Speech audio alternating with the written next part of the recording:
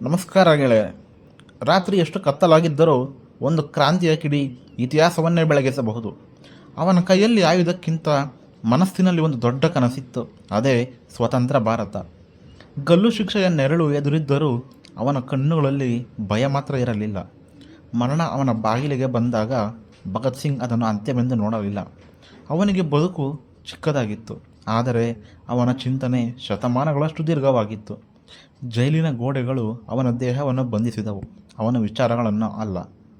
ಒಬ್ಬ ಯುವಕ ಮೌನವಾಗಿ ನಿಂತಾಗ ಒಂದು ಸಾಮ್ರಾಜ್ಯ ಅವನ ಧ್ವನಿಯನ್ನು ಕೇಳಬೇಕಾಯಿತು. ಅವನು ಮರಣವನ್ನು ಗೆಲ್ಲಲಿಲ್ಲ, ಮರಣವೇ ಅವನ ಹೆಸರನ್ನು ಅಮರಗೊಳಿಸಿತು.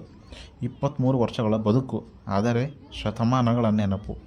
ಭಗತ್ ಸಿಂಗ್ ಹೋಗಿರಬಹುದು, ಆದರೆ ಇನ್ಕ್ವಿಲಾಬ್ ಜಿಂದಾಬಾದ್ ಎಂಬ ಪ್ರತಿಧ್ವನಿ ಇನ್ನೂ ನಮ್ಮನ್ನು ಕಾಡುತ್ತಲೇ ಇದೆ.